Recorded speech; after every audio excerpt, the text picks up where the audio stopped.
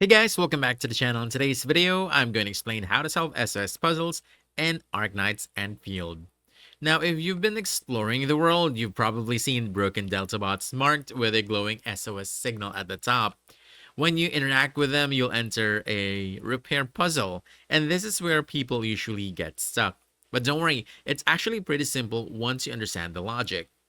Now, the first thing you need to do is switch to number modes. So from here, just go ahead and click number. And if it says here 2 or 1 or 3, whatever number that shows say here, it means you can place up to 2 blocks or green blocks in that column. Now if it says 1 here, it means you can only put 1 green blocks in this row. All right, so again, 2 column, 2 column, 2 column, 1 row, 3 row, 3 row, just like that. And your job here is to rotate and position the pieces so every row and column matches its number. No more, no less. So just like this one, and go ahead and rotate this, just like that, as you can see.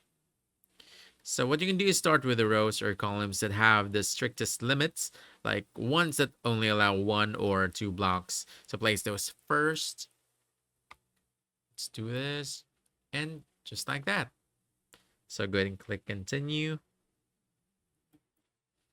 Now some puzzles are very easy, just like this, but others get trickier. But the strategy is always the same. Use the numbers as your guide.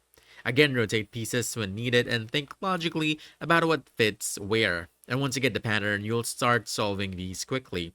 Repairing these delta bots also rewards you with useful items, so it's worth doing whenever you find one in the world. And that's about it. So if you found this helpful, don't forget to hit that like button, subscribe for more quick guides, and I'll see you in the next one. Thanks!